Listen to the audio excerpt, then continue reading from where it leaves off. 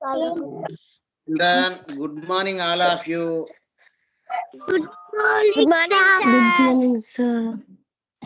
Very, very good morning. All of you, very, very good morning.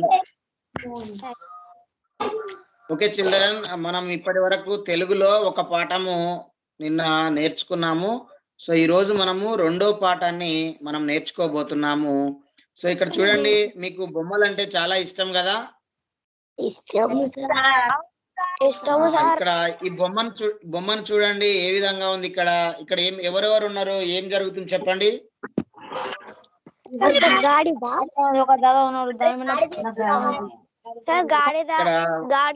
గాడిద ఉంది, ఇంకా ఇంకా ఏముంది,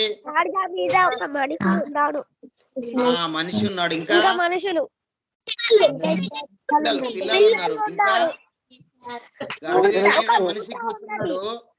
గాడిద మీద మనిషి కూర్చున్నాడు. మనిషి కూర్చొని ఆయన పైన మూట పెట్టుకున్నాడు. చూడండి, మరి ఇట్లా ఎవరన్నా మనము బస్సు ఎక్కుతాం, బస్సు ఎక్కి బస్సులో మనం పైన మళ్ళీ మూట పెట్టుకుంటామా, లగేజ్ పెట్టుకుంటామా బస్సులా? కాదు, మనం బస్సు ఎక్కినప్పుడు మన మీద మోస్తామా లేకపోతే బస్సులో పక్కకు పెడతామా?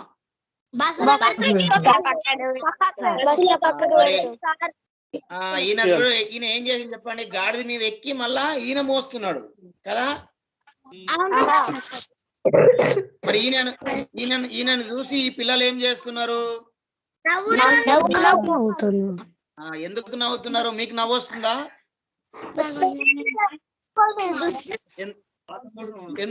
ఎందుకు నవ్వు వస్తుంది?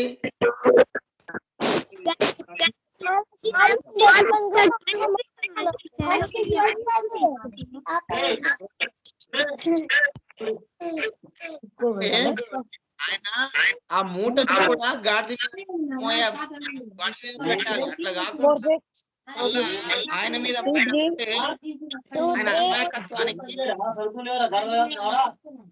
అవు తెప్పించేటువంటి జోక్స్ అంటే, అవు తెప్పించే అంశాలు అంటే మీకు ఇష్టమేనా?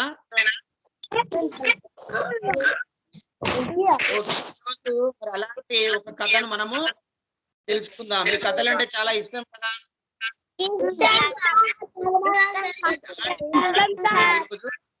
తెలుసుకుందాం. చూడండి, ఇక్కడ ఎవరు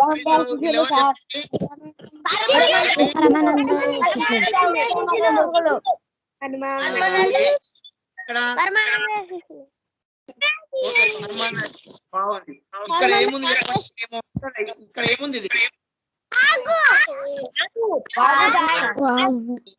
వాగు దగ్గర వీళ్ళు ఏం ఆలోచిస్తున్నారు?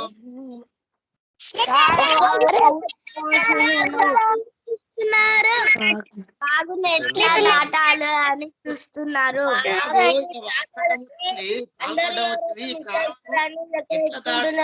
అని వీళ్ళు ఆలోచిస్తున్నారు. సో నెక్స్ట్ ఇక్కడ చూడండి, ఇక్కడ వీళ్ళు ఏం చేస్తారు?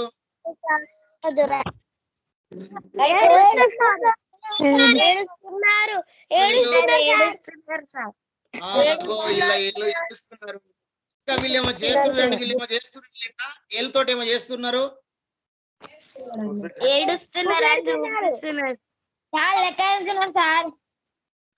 లెక్క పెడుతున్నారు. ఎవరెవరు ఎంతమంది అనేది లెక్క పెడుతున్నారు.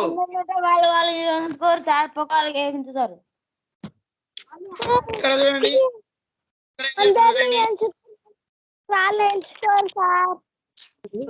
ఇక్కడ ఏం చేస్తారు?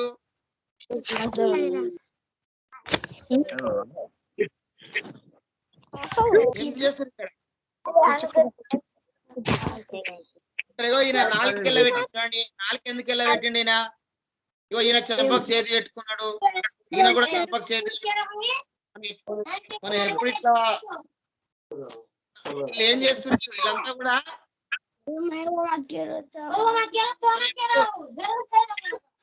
మనం నాలుక ఖర్చుకుంటాము, ఎప్పుడు మనం ఇట్లా నాలుక ఖర్చుకుంటాం, ఎప్పుడు ఇట్లా ఇట్లా చూస్తాం.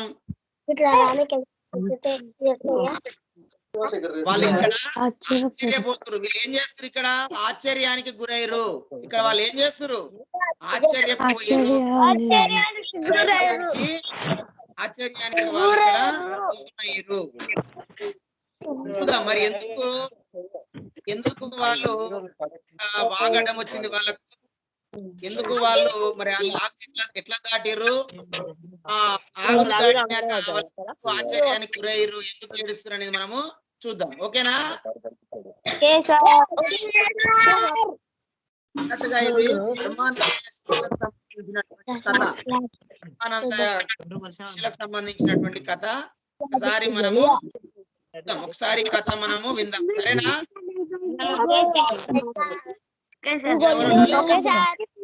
సౌండ్ చేయొద్దు, వేరేది మాట్లాడొద్దు, వినాలి, అందరూ కూడా వినాలి. పరమానందయ్య గారికి అమాయకులైన శిష్యులు ఉన్నారు. వాళ్ళు సంకల్పంతో చేసే పనులు మనకు నవ్వు తెప్పిస్తాయి. ఈ కథలో అమాయకపు శిష్యులు ఏం చేశారో తెలుసుకుందాం. చూడండి, మరి పరమానందయ్య అమాయకులైన శిష్యులు ఉన్నారంట. వాళ్ళ అమాయకత్వం చేసే పనులు మనకు నవ్వు తెప్పిస్తాయంట. ఈ కథలో వాళ్ళ యొక్క అమాయక శిష్యులు ఏం చేసిరో మనము తెలుసుకుందాం. అంతకంటే ముందు చూడండి, ఇక్కడ ఈ పాట ఉద్దేశం చూడండి ఒకసారి. ఇక్కడ పాట ఉద్దేశం ఏమో, కథల ద్వారా ఆనందింపజేయడమే ఈ పాఠం ఉద్దేశము. కథలంటే పిల్లలకి ఇష్టం కాబట్టి ఈ కథల ద్వారా హాస్యరసాన్ని, హాస్యం అంటే నవ్వు తెప్పించే దాంట్లో ఉన్నటువంటి ఆనందాన్ని పిల్లలకు అందించి పిల్లలను ఆనందింపజేయడమే ఈ పాఠము ఉద్దేశము. సో అందుకే మరి ఇక్కడ మనం పరమానంద శిష్యులు ఏం చేసిరో తెలుసుకుందాం. పరమానందయ్యకు 12 మంది శిష్యులు. పరమానందయ్యకు 12 మంది శిష్యులు. ఎంతమంది శిష్యులు పరమానందయ్యకు? ఒక రోజు ఆ శిష్యులందరూ పక్క ఊరికి పోవలసి వచ్చింది. తిరుగు ప్రయాణం అయ్యేసరికి చాలా చీకటి పడ్డది. ఆ ప్రయాణంలో వాగు దాటాల్సి వచ్చింది.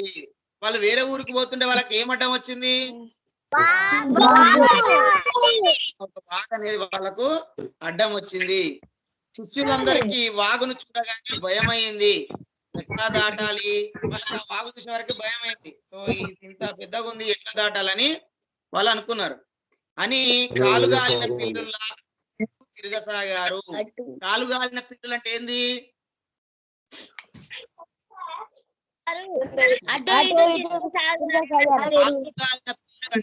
కాలుగాలిన పిల్లులు అంటే ఏమి తోయక, దాన్ని ఎట్లా దాటాలనో తెలియక వాళ్ళు ఆందోళనతోటి అటు ఇటు తిరగసాగారు. వారిలో ఒక శిష్యుడు, ఒరే ఇప్పుడు రాత్రి అయింది కదా, వాగు దినమంతా అలసిపోయి ఉంటుంది, అది నిద్రపోయే సమయం చూసి మనం దాటుదామన్నాడు. సో వాళ్ళంతా మరి ఏం చేయాలో తెలియక అటు ఇటు చూసుకుని అందులో ఉన్న ఒక శిష్యుడు ఏం చేసిండు, అరే నా సమయం దట్టింది, మరి పొద్దస్తమానము ఈ ఏదైతే వాగుందో అదంతా ప్రవహించి అలసిపోయి ఉంటుంది కదా, అది రాత్రికి నిద్రపోతుంది, ఆ నిద్రపోయే సమయానికి మనము అప్పుడు దాటుతామని ఒకడు ఉపాయం చెప్పిండంట. చూడండి ఇక్కడ, మరి వాగు నిద్రపోతున్నదో లేదో ఎట్లా తెలుస్తుందిరా అని ఇంకొక శిష్యుడు అడిగిండంట. ఓహో అదెంత పని, నేను చిటికలో కనిపెడతా చూడు అని వాగు దగ్గరికి వెళ్ళాడు ఒక శిష్యుడు. ఒకడేం మరి నిద్రపోతున్నప్పుడు పోయిందన్నావు కదా, మరి వాగు నిద్రపోతుందో లేదో ఎట్లా తెలుసుకోవాలని ఒకడు అడిగాడు. అప్పుడు ఇంకొక శిష్యుడు, ఓ గదెంత పనిరా, నేను తెలుసుకుంటాలే అని వాగు దగ్గరికి పోయిండు. చూడండి, పారుతున్న వాగు నిద్రపోతున్నదో లేదో ఆ శిష్యునికి తెలవలేదు. పట్టుతున్న కట్టెను ఒక దానిని తీసుకొని వాగులో ముంచిండు. అప్పుడు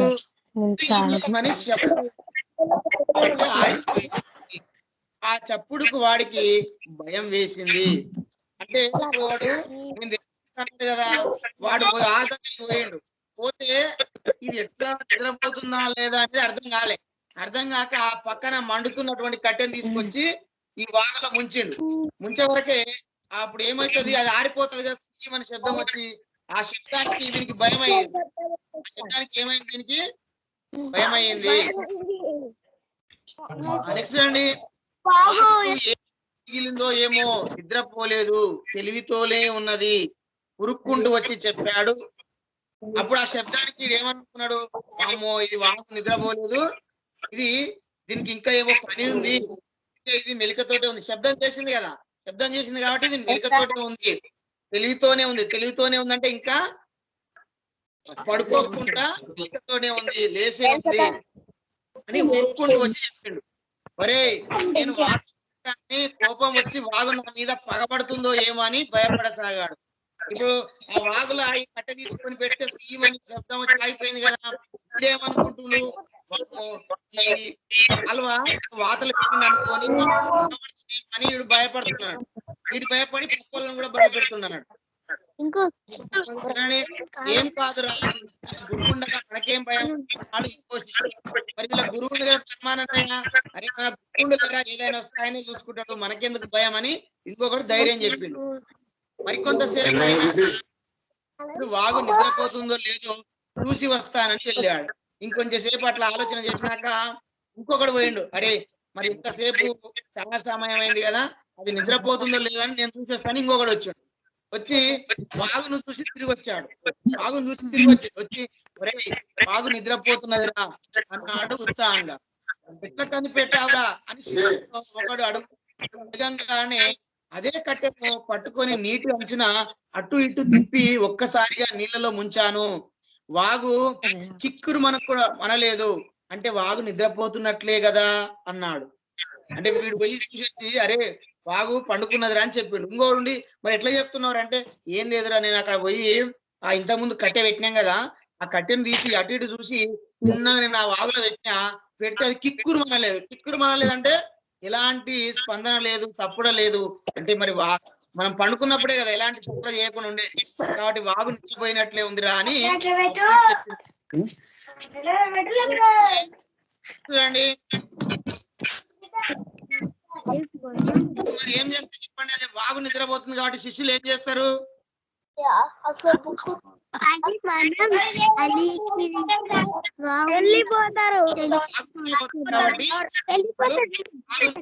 ప్రయత్నిస్తారు. మరి మన దగ్గరికి వాగు తెలివి వస్తే అంటే మెలుకో వస్తే భయంగా అన్నాడు. అరే మనం కరెక్టే, మనం దాంట్లోకి పోతాం, మనం పోతుంటే సప్పుడు అయితే ఆ సప్పుడుకి వాగిన ఒకవేళ లేస్తుంది అనుకో, మరి అప్పుడు ఎట్లా అని భయపడితే పరమానంద శిష్యులు ఒకడు అందరికి ధైర్యం చెప్పి వాగు దగ్గరకు తీసుకొచ్చాడు. వాళ్ళు వాగులోకి దిగబోతూ అమ్మో వాగులో మునిగిపోతామేమో అంటూ భయపడ్డాడు. మనం ఒకరి చేయి ఒకరం పట్టుకుని వాగు దాటుదాం అన్నాడు ఒకడు. సరే అన్నారు, ఇద్దరు కలిసి వాగును దాటారు. వాళ్ళు ఏం చేసిరు, వాగులకు పోయినా పట్టుకొని పోతే అని ఒకరి చేతి ఒకరు పట్టుకొని వాగును దాటి ఒకరికి అందరం వాగు దాటామా అన్న అనుమానం వచ్చింది. ఒరే మీరంతా వరుసలో నిలబడండి, నేను పెడతా అన్నాడు. అందరూ వరుసగా నిలబడ్డారు. ఇంతకుముందు అనుకున్నారు కదా, అరే ఈ వాగులో మనం కొట్టకపోతే ఎట్లా, అందుకే మనం ఒకరి చేతి ఒకరు పట్టుకుందాం కొట్టకపోకుండా అని అందరూ దాటి. అందులో ఒకరికి అనుమానం వచ్చింది, ఏంది నిజంగా మనం అందరం వచ్చినామా, ఎవరు వాగులో కొట్టుకోపోయారా అని. అందరూ వరుసగా నిలబడండి రా అని లెక్క పెట్టిండు. 1 2 1 1 2 3 అని లెక్క పెట్టాడు సాగినాడు. చూడండి ఇక్కడ 11 వచ్చింది చివరికి. ఒరే 11 మందిమే ఉన్నాం, వాగు పగబట్టి ఒకరిని తీసిందిరో అన్నాడు ఏడుపు గొంతుతో. దానికి వాగులో కట్టె పెడితే వాత పెట్టిందని ఒకటి అట్టగా ఫస్ట్ అది మనసులో పెట్టుకొని వీడియో ఏమన్నాడు 1 2 అని 11. అరే వాగు పగబట్టింది ఒకరిని మింగేసిందిరో అన్నాడు. వాడు ఏడుచుకుంటాడు. నేను లెక్క పెడతా అంటూ శిష్యులంతా ఒకరి తర్వాత ఒకరు లెక్క పెట్టారు. ఎన్నిసార్లు లెక్క పెట్టినా సంఖ్య 11 వచ్చింది. నిజంగా ఒకరి వాగు ఉందిరా అంటూ బోరున ఏడుస్తూ గురువు దగ్గరకు వెళ్ళారు. జరిగిన విషయం చెప్పి మళ్ళీ బోరు మంది మళ్ళా ఏడ్చారు. ఏడ్చుంటే పరమానంద అందరిని తేరిపార చూసాడు. మొత్తం అందరు ఉండరా లేదని అందరు ఒకసారి మొత్తం చూసి తేరిపార అంటే చాలా శుభ్రంగా అందరిని చూసిండు. చూసి శిష్యులను మళ్ళీ లెక్క పెట్టమన్నాడు. ఒక్కొక్కడు లెక్క పెడితే మళ్ళీ 11 వచ్చి. మరి శిష్యులు చేసిన తప్పు గుర్తించాడు. తర్వాత ఏం జరిగిందో ఊహించండి. ఎందుకు వాళ్ళకి 11 వచ్చింది చెప్పండి లెక్క పెడితే.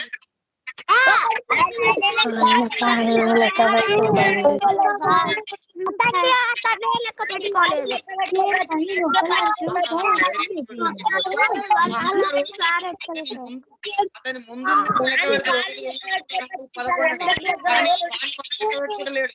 ఆ లెక్క పెట్టాడు కానీ వాడు లెక్క పెట్టుకుంటలేడు. 11 వచ్చింది. మరి అప్పుడు గురువు తెలుసుకున్నాడు, మీరు మిమ్మల్ని మీరు లెక్కించుకుంటలేరు, వేరే వాళ్ళని లెక్కిస్తారని. మరి గురువు గమనించి చెప్పింటాడు వాళ్ళకు.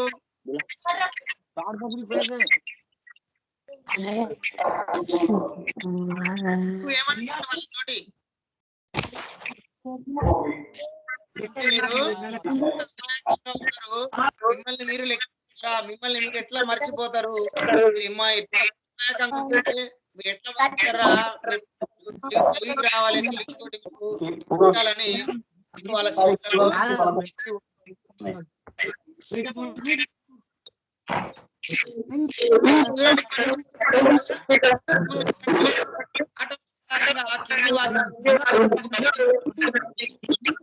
ఇక్కడ శిష్యులందరికీ వాగును చూడగానే సంతోషం అయ్యింది. తప్ప ఒప్ప?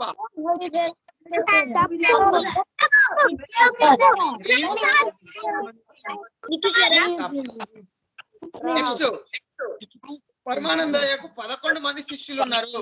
11 మంది శిష్యులు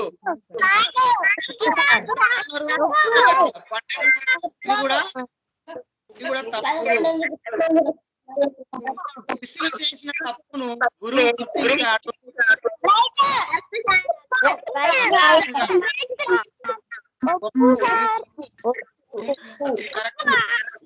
పగబట్టి శిష్యులలో ఒకరిని చేసింది.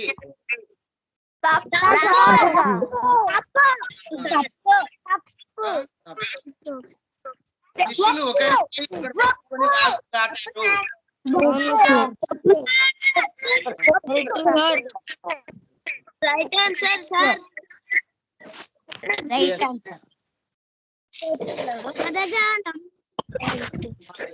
పదజాలంలో మనకేమిచ్చిన కొన్ని బహువచన రూపంలో ఉన్న పదాలు ఉన్నాయి. వాటి ఏకవచన రూపాలు పాఠంలో ఉన్నాయి, గుర్తించి రాయండి అంటున్నాడు. చూడండి, బహువచనం అంటే బహు అంటే చాలా, బహు అంటే బహువచనం అంటే చాలా ఉంటే వాటిని ఏమంటాము? ఏకవచనం.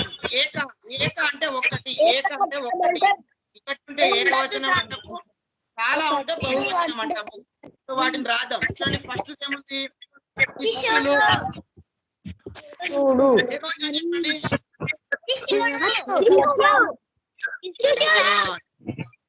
శిష్యుడు. కట్టెలు.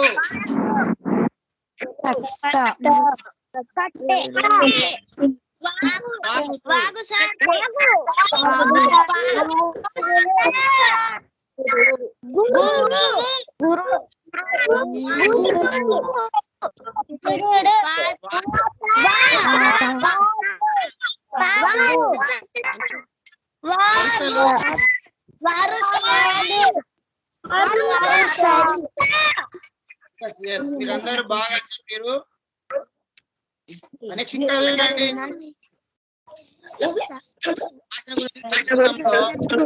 పదాలలో అల్ప మహాప్రాణాక్షరాలు గుర్తించి కింది ఖాళీలో రాయండి. అల్ప ప్రాణాక్షరాలు అంటేనేమో ఇది కా అనేది అల్ప ప్రాణాక్షరం. ఏంది? అల్ప ప్రాణాక్షరము. అల్ప ప్రాణాక్షరము ఇది కా. ఈ ఒత్తు కా ఉంది కదా, ఏంది? మహాప్రాణాక్షరం.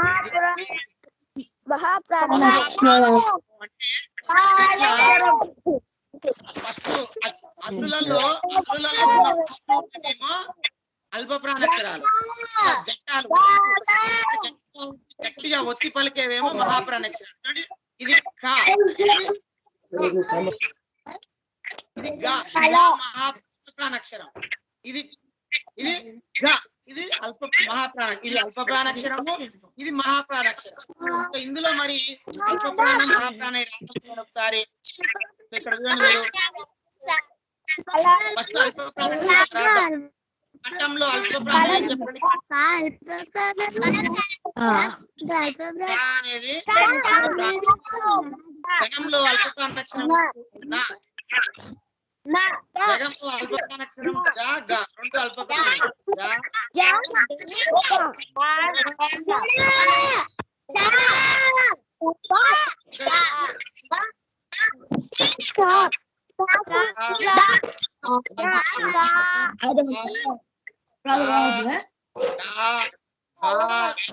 అన్ని కూడా అల్ప ప్రాణాక్షరాలు. సో ఇప్పుడు నెక్స్ట్ చూడండి మహాప్రాణాక్షరాలు చెప్పండి. ఇప్పుడు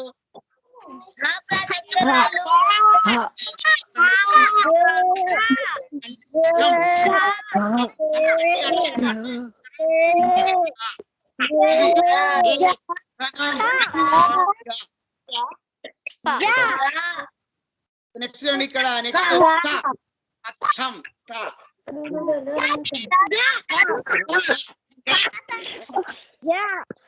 చూడండి ఇది జ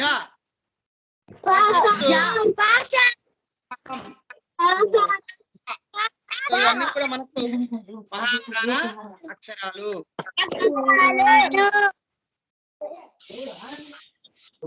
సో ఇక్కడ ఈ పేరు ఇచ్చిన ఒకసారి పేరే చదవండి మీరు.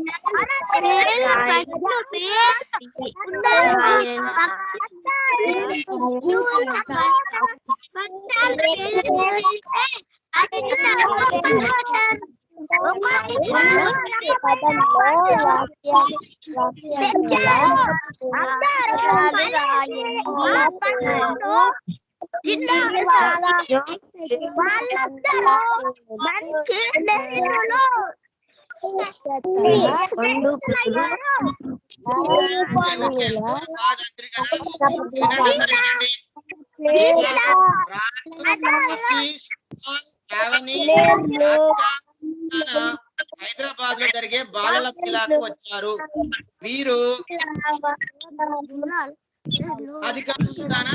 హైదరాబాద్ లో జరిగే బాలల మేళాకు వచ్చారు. వీరు కరీంనగర్, వరంగల్, నల్గొండ, మహబూబ్ నగర్, రంగారెడ్డి, ఆదిలాబాద్, నిజామాబాద్, ఖమ్మం జిల్లాలకు నుంచి వచ్చారు. వాళ్ళంతా వాళ్ళ ఊర్లలో దొరికే పండ్లు వెంట తెచ్చుకున్నారు. అరటి, జామ, మరొకరు బత్తాయి, సపోట, అట్లా ఒక్కొక్కరు పండ్లు తెచ్చారు. అందరూ కలిసి ఆ పండ్లను తిన్నారు. అందరూ మంచి స్నేహితులయ్యారు. కానీ ఇక్కడ ఏం చూడండి, పదాల్లో వ్యక్తుల పేర్లు, జిల్లాల పేర్లు, పళ్ళ పేర్లు ఉన్నాయి కదా. ప్రాంతాల పేర్లను తెలిపే వాటిని నామవాచకం అంటారు. పేర్లు తెలిపేది నామవాచకము. నామం అంటే దాన్ని ఏమంటారు? నామవాచకాలు అంటారు. మీకు తెలిసిన మరికొన్ని నామవాచక పదాలు రాయండి. చెప్పండి, మీకు కొన్ని తెలిసిన నామవాచక చెప్పండి.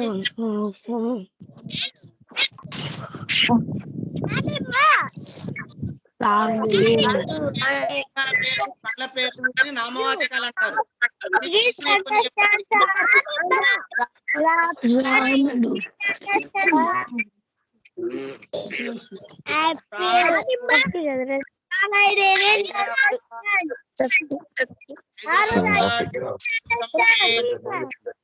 అచ్చంపేట, చెప్పొచ్చు,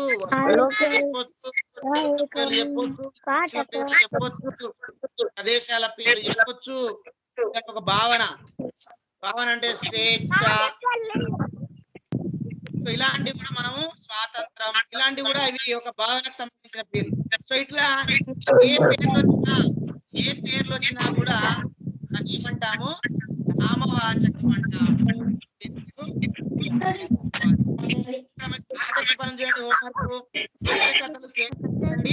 మీకు నచ్చిన ఒక కథను చదివి వినిపించండి. మీరు రేపు ఒక కథను కథను మీరు అందరిగా ఆనందాన్నివ్వాలి. నవ్వు ఒకరికి సంతోషం, మరొకరికి దుఃఖం కాకూడదు.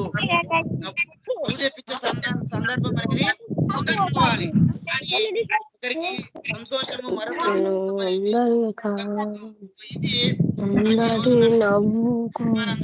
సంబంధించినటువంటి పాఠము. సో ఇప్పుడు ఆ పాఠంలో ఉన్నటువంటి ప్రశ్నలు మనం చేద్దాం.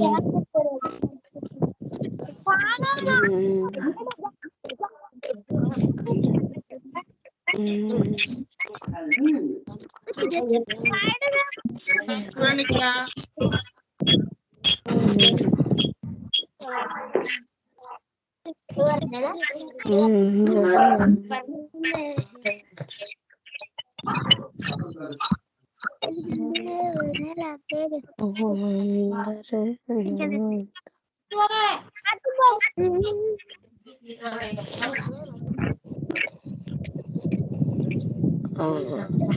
ఇక్కడ ఒకసారి మనం ప్రశ్నలు చూద్దాం, ప్రశ్నలు ఉన్నాయనేది.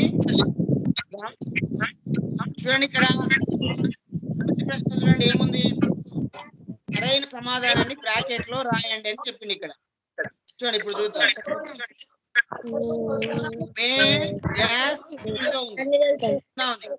సరైన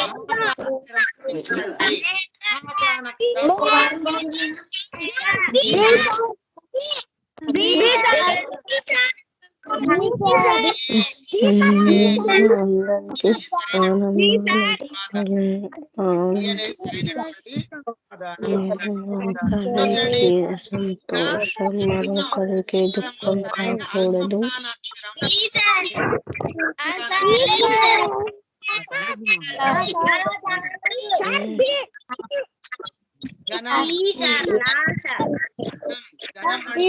అనేది సరైంది.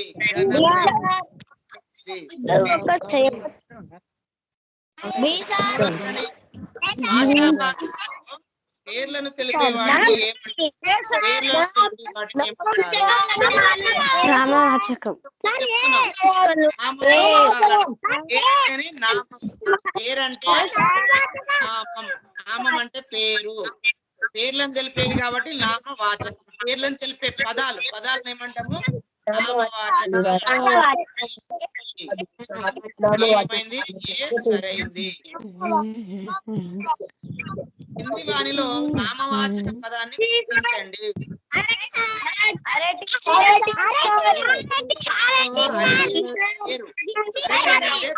కాబట్టి ఒక చెట్టు పేరు కాబట్టి ఈ సరైంది.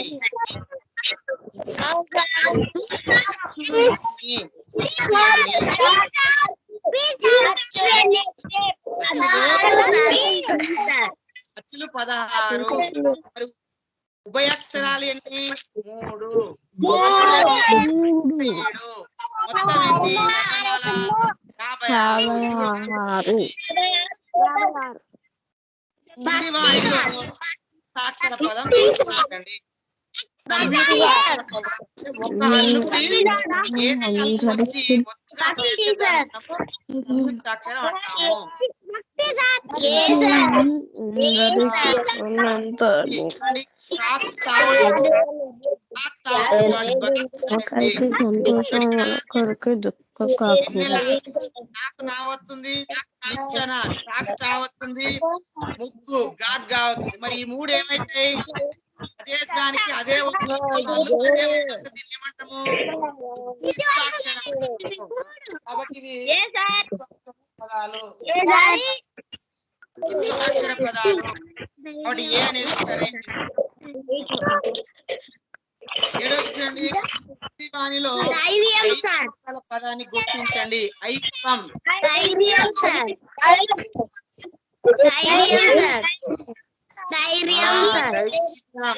అనేది సరైంది. దైలో ఐ ఉంది కదా, ఐత్వం ఉంది కదా. ఐత్వం అంటే ఇది ఐత్వం. దీన్ని మనము ఐత్వంగా చెప్తాము.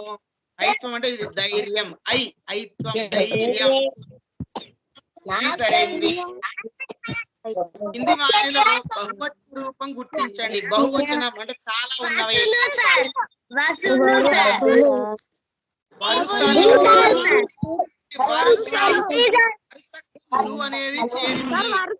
అనేది చేరినది మనకు బహువచనం అవుతుంది. ఒకటి కంటే ఎక్కువ ఉంటే దాన్ని మనము బహువచనం అంటాము. దాని పక్కన లు అనేది చేరి రాస్తాము. కాబట్టి సి బి అనేది సరైంది బహువచనం. చేతులు అనే పదానికి ఏకవచన రూపం గుర్తించండి.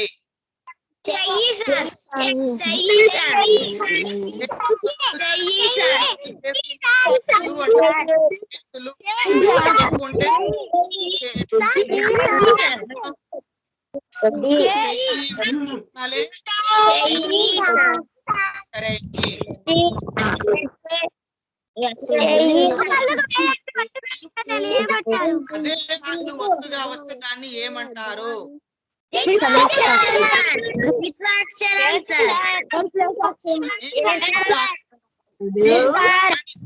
రెండు అంటే రెండు అంటే అవే హల్లులు రెండు ఉంటాయి. అవే హల్లులు రెండు ఉంటాయి. చూడండి ఇక్కడ అదే హల్లులు రెండు ఉంటాయి. చూడండి రెండు లేవు. రెండు కాలు ఉన్నాయి. కాలు దానికి ఒత్తు కూడా కానే ఉంది. రెండు ఉన్నాయి.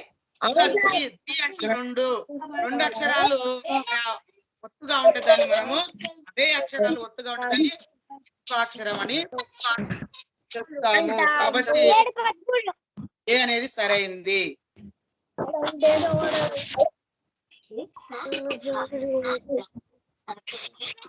ఇక్కడ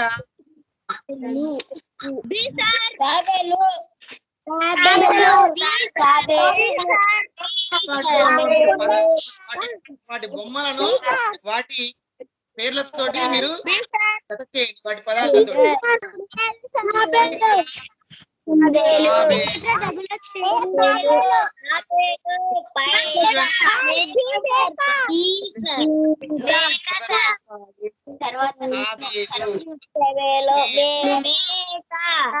మనకి ఏముంది? ఒకటో దానికి చెప్పండి. ఒకటో దానికి సి ఉంది, రెండో దానికి ఏ ఉంది, మూడో దానికి ఒకటో దానికి సి ఉంది, రెండో దానికి డి ఉంది, మూడో దానికి ఏ ఉంది, నాలుగో దానికి సి ఉంది. ఇట్లా మనకి ఏడా ఉంటది ఆన్సర్ చూడండి. 1C 2D బి అనేది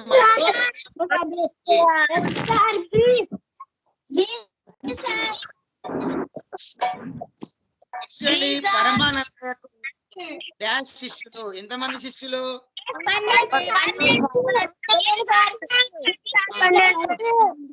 12 మంది శిష్యులు. కాబట్టి ఏ సరైంది. నెక్స్ట్ అండి, వాగు నిద్రపోతుంది రో. వాగు నిద్రపోతున్నది రో. ఈ వాక్యం పలికింది ఎవరు? అందులో ఉన్న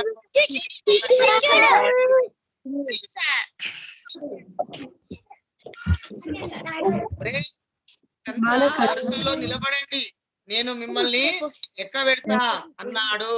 ఇది ఎవరు ఏ సందర్భంలో అన్నారు?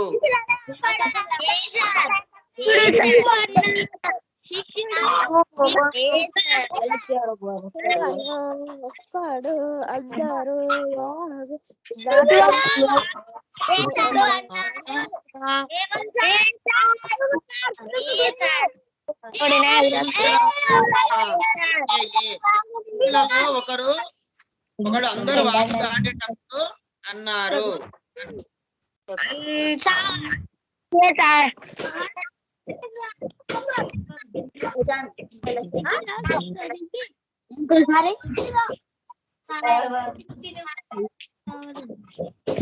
చూడండి, స్వయం పదానికి వ్యతిరేక పదం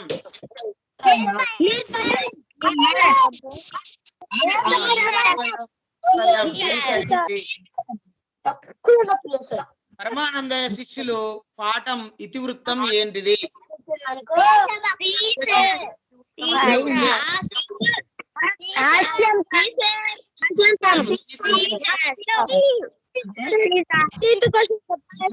గురు మన పదానికి అర్థం ఏమిటి?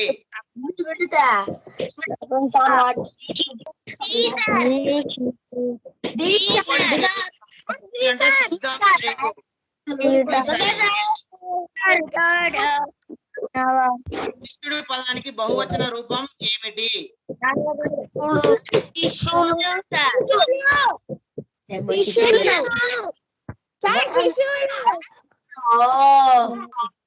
వస్తువుల ప్రాంతాల పేర్లను తెలిపే వాటిని ఏమంటారు? వ్యక్తులు, వస్తువులు, ప్రాంతాల పేర్లు.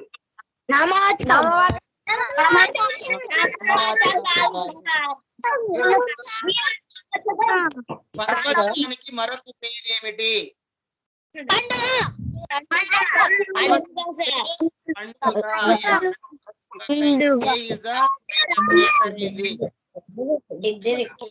నదిని ఎలా దాటారు?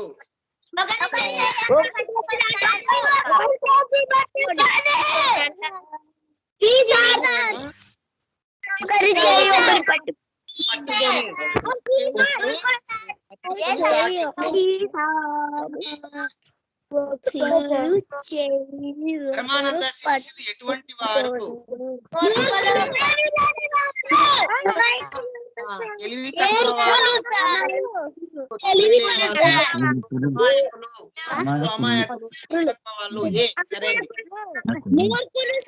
పరమానంద శిష్యులు పాఠం ద్వారా పిల్లలకు ఏమి అందించారు?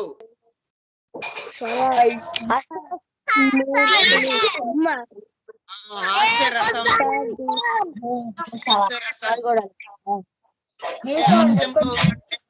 ఆనందము. నది తిప్పలేదని శిష్యుడు ఎందుకు అనుకున్నాడు?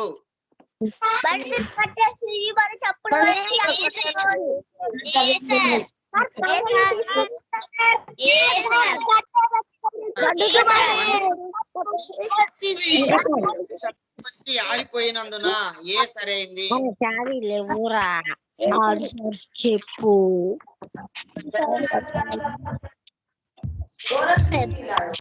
ఆకు దినమంతా ప్రవహించి అలసిపోయి ఉంటుంది.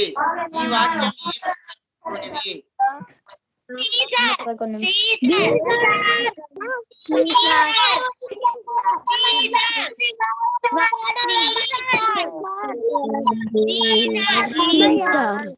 ఆకు నిద్రపోయే సమయం చూసి ఆగు దాటుదామని శిష్యులలో ఒకడు అన్నాడు. సో అప్పటి ఆ సందర్భం అంటే సి సరైంది.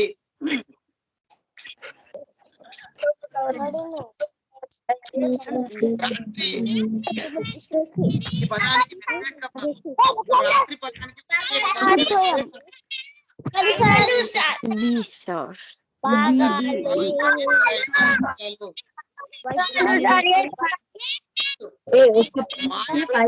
పదానికి ప్రత్యేక పదం.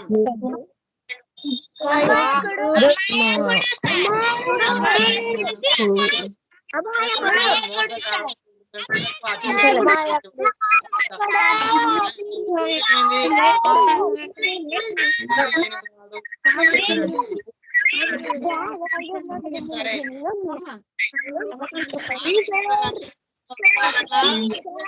ఆడాలి అని కాలు గాలిన పిల్లిగా అటు ఇటు తిరగసాగారు.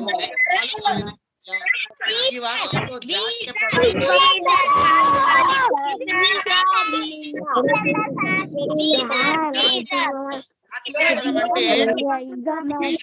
అంటే వాక్యం అనేది వేరే అర్థాన్ని ఇస్తుంది. ఒక వాక్యము ఆ సందర్భాన్ని బట్టి దాని ద్వారా ఇంకొక అర్థం అనేది మనకు వస్తుంది.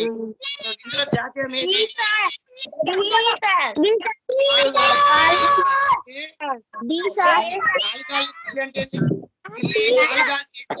అటు ఇటు దుక్కులాడుతుంది. కాలుగాలి ఏం చేస్తుంది? బాధలో అటు ఇటు దుక్కులాడుతుంది. మరి ఏం పోయాక చేసే సందర్భం అంటే మనకి ఏదైనా సమస్య వచ్చినప్పుడు మనకి ఏం పోయాక మనం అటు ఇటు ఆలోచన చేస్తాం కదా తిక్కమక్క, దాన్ని మనం కాలుగాలిన పిల్లిలా అని చెప్తాం. సో దాన్ని జాతీయం అంటాము. వాటి బి సరైంది. చూడండి, పరమానంద శిష్యులు పాఠం ద్వారా శిష్యుల గురించి పరమానంద ఎలా భావించుకుంటారు?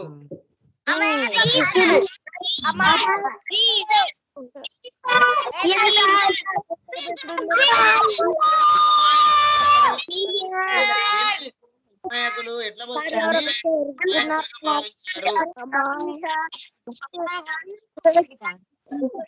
నదిని ఏ సమయంలో దాటాలని శిష్యుడు మిగిలిన వారితో అన్నాడు?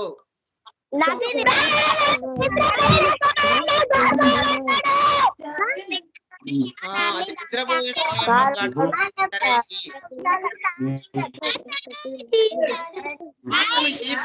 ఏకవచన రూపం రాయండి.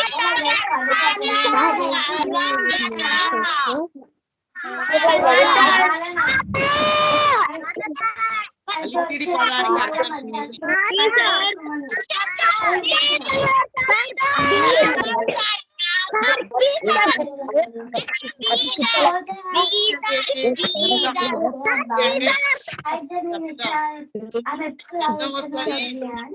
కబడ్డీ అంటే కూడా వస్తుంది. రెండు వస్తాయి. కబడ్డీ చేయి అనేది కూడా వస్తుంది.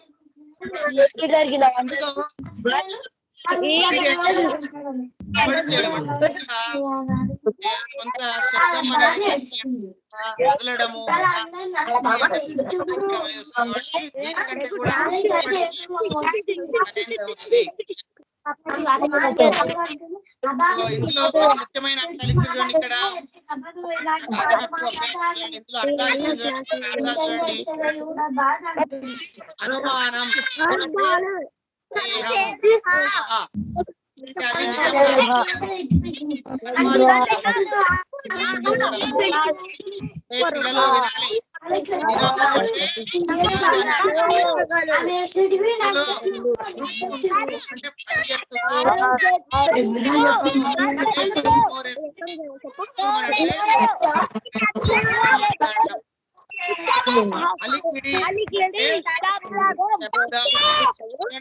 పిల్లలు ఏమిచ్చిండు? కబడ్డీ చేయించిండు కదా.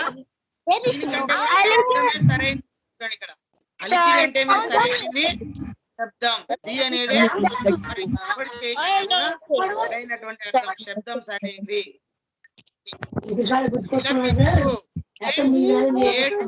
ఏడవడము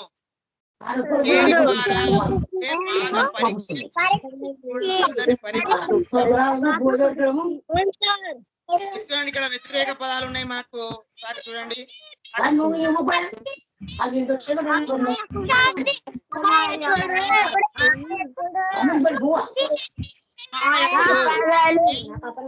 వ్యతిరేక పదం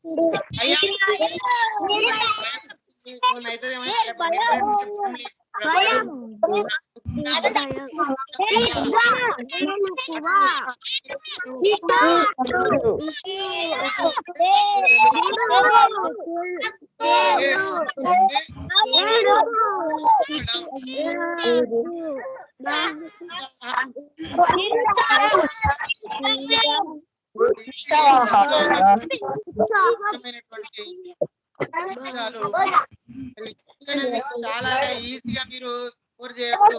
తెలుగులో మీకు ఎక్కువగా మార్కులు ఎందుకు తెచ్చుకుంటారంటే తెలుగులోనే మీరు తెలుగు చదవడానికి వస్తే చాలు. తెలుగు చదవడానికి వస్తే మీకు బాగా అర్థమవుతుంది. ఎందుకంటే తెలుగు మన మాతృభాష కాబట్టి మనకు అది చదవడానికి వస్తే మనకు బాగా అవగాహన అవుతుంది. కాబట్టి తెలుగు 20 మార్కులు ఉన్నాయి. మీరు 20కి 20 తెచ్చుకోవాలి. తెలుగులో తెచ్చుకోవాలంటే మీరు బాగా కాబట్టి మరి ఈ వీడియో అనేది ఇదంతా కూడా మళ్ళీ రికార్డ్ అవుతుంది. సో ఈ రికార్డ్ అయిన వీడియో కూడా మళ్ళీ మీకు పెడతా. కావాలంటే మీరు మళ్ళీ ఒక్కసారి అర్థం కాకపోతే చూడండి. దాంతో పాటు ఇంతకుముందు వీడియోలు కూడా ఇవన్నీ కూడా నేను మీకు ఈవీఎస్ ఇవన్నీ కూడా రికార్డ్ అయిన వీడియోలు ఉన్నాయి. సార్ రికార్డ్ అయిన వీడియోలు మీకు మళ్ళీ చూడండి. ఎందుకంటే మీరు ఉదయం 10 రోజులే ఉంది కాబట్టి ఈ 11కే మనకు పరీక్ష ఉంది. అంటే ఇంకా మనకు 9 ఈ రోజు తోటి 10 రోజులే ఉన్నాయి. కాబట్టి మీరు ఎక్కువ ప్రాక్టీస్ చేయాలి. మళ్ళీ మళ్ళీ కూడా చదవాలి. చదివిందే మళ్ళీ మళ్ళీ రివిజన్ చేయాలి. చదవాలి. చదువుతుంటే బాగా గుర్తుంటాయి. మీరు మంచి స్కోర్ మంచి మార్కులు తెచ్చుకుంటారు. కాబట్టి మీరు మీ యొక్క పాఠ్య పుస్తకాలు, తర్వాత ఈ గురుకుల మెటీరియల్, తర్వాత ఈ వీడియోలు, సో ఈ 3 బాగా చదవండి. దాంతో పాటు ఇంతకు ముందు ప్రీవియస్ ఇయర్ క్వశ్చన్ పేపర్స్ కూడా ఆల్రెడీ మనం వీడియోలు చేసాం. 2017 వీడియో, 2018, 19, 20, 21, 22, 23 ఇవన్నీ కూడా అన్నిటికి సంబంధించినటువంటి క్వశ్చన్ పేపర్స్ లో ఎలాంటి వచ్చినాయి, వాటికి సమాధానాలు మనం ఆల్రెడీ వీడియోలు చేసినాం.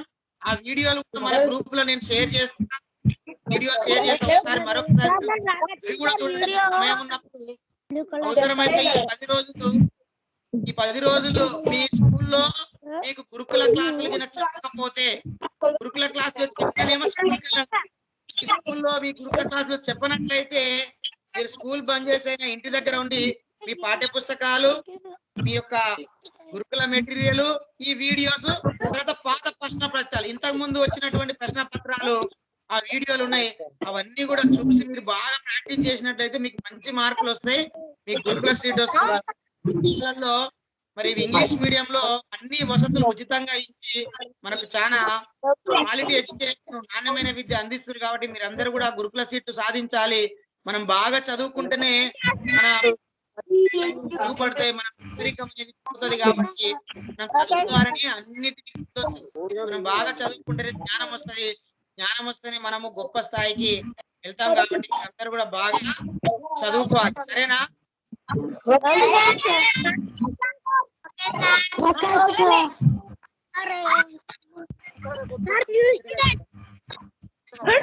స్టూడెంట్ ఎవరెవరు వచ్చిండ్రు?